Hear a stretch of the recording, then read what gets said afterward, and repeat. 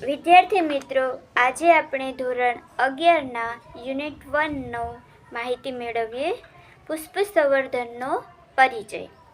તો સૌપ્રથમ પરિચય મેળવીએ કે પુષ્પ સંવર્ધન એક ખેતીનું વિશાળ ક્ષેત્ર છે અને જેમાં સુશોભન માટેના ફૂલો આપતા છોડ જેમ કે ક્રોટોન, કેક્ટી, ઓર્કિડ ઘાસ, વાંસના વાવેતર અને ઉત્પાદનનો સમાવેશ થાય છે.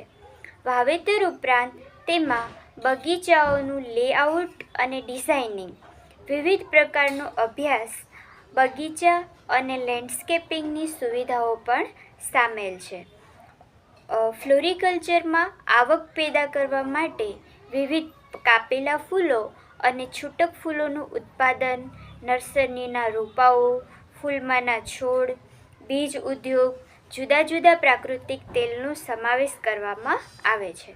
હવે અહીં જે ફ્લોરિકલ્ચર છે તેનો માત્ર પરિચય છે કે ફ્લોરિકલ્ચર છે એ વિશાળ ક્ષેત્રે તેનું ખૂબ જ વ્યાપ છે, તેમજ વિવિધ પ્રકારના ફૂલો ઉગાવવામાં આવે છે અને તેની ખેતી છે તે મોટાભાગે છૂટક ફૂલો અને કટ ફ્લાવર્સ તરીકે કરી શકાય. ત્યારબાદ ફ્લોરિકલ્ચરમાં રોજગારીની તક, સારો વિદેશ વિનિમય અને સંપૂર્ણ વર્ષ દરમિયાન આજીવિકા ઊભી કરવાની સંભાવના છે. ભારત વિવિધ દેશોમાં ઘણા ફૂલોના ઉત્પાદનની નિકાસ કરે છે, જેમ કે દાંડીવાળા ફૂલો, કુંડા સાથેના છોડ. નિકાસ આપણા દેશની અર્થવ્યવસ્થા માટે મહત્વપૂર્ણ છે.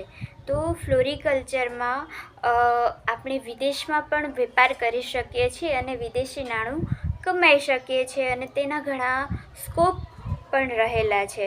અને વધારે પડતા તો કટ ફ્લાવર્સ એટલે કે દાંડીવાળા ફૂલોનું ખૂબ જ મહત્ત્વ રહ્યું છે. હવે હોલેન્ડ જેવા નાના દેશની લગભગ 30% અર્થવ્યવસ્થા દાંડીવાળા ફૂલોની નિકાસ પર જ આધારિત છે. તો કે જો નાનો દેશ હોલેન્ડ છે તે પણ તેની 30% અર્થવ્યવસ્થા ફ્લોરિકલ્ચર મતલબ કે ફૂલોની ખેતી કરીને તેની નિકાસ કરવા ઉપર નિર્ભર છે. હવે પુષ્પ સંવર્ધન મતલબ કે ફ્લોરિકલ્ચર શું છે તે હવે વિસ્તૃત રીતે આપણે સમજીએ, માત્ર તેની વ્યાખ્યા સમજીએ. તો કે ફ્લોરિકલ્ચર એ બાગાયતની શાખા છે જેના મુખ્ય પાસાઓ સુશોભન માટેના છોડ, ઉછેર, જાળવણી અને માર્કેટિંગ છે. સાથે સાથે એમાં બગીચાઓની જાળવણી, લેન્ડસ્કેપિંગનો પણ સમાવેશ થાય છે અને જે સુંદર વાતાવરણ બનાવવા અને જાળવવા માટે અગત્યનું છે.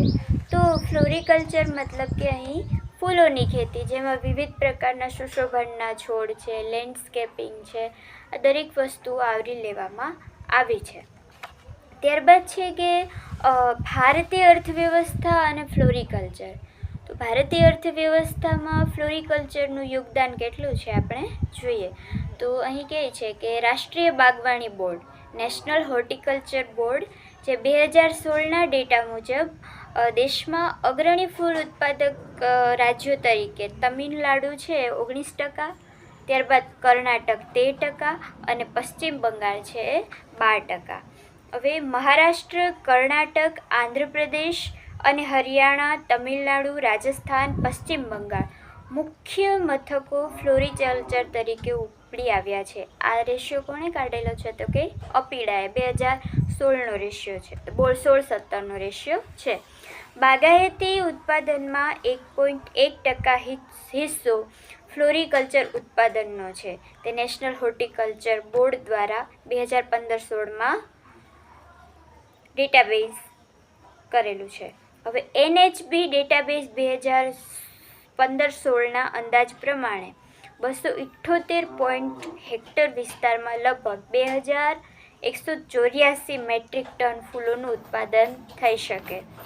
ત્યારબાદ NHB ડેટાબેઝ 2015-16ના અંદાજ પ્રમાણે ફૂલોના છૂટક ઉત્પાદન અને દાંડીવાળાનો ઉત્પાદન અનુક્રમે છે કે 1656 મેટ્રિક ટન અને 528.0 મેટ્રિક ટન છે એ દાંડીવાળા ફૂલોનું ઉત્પાદન કરવામાં આવેલું છે.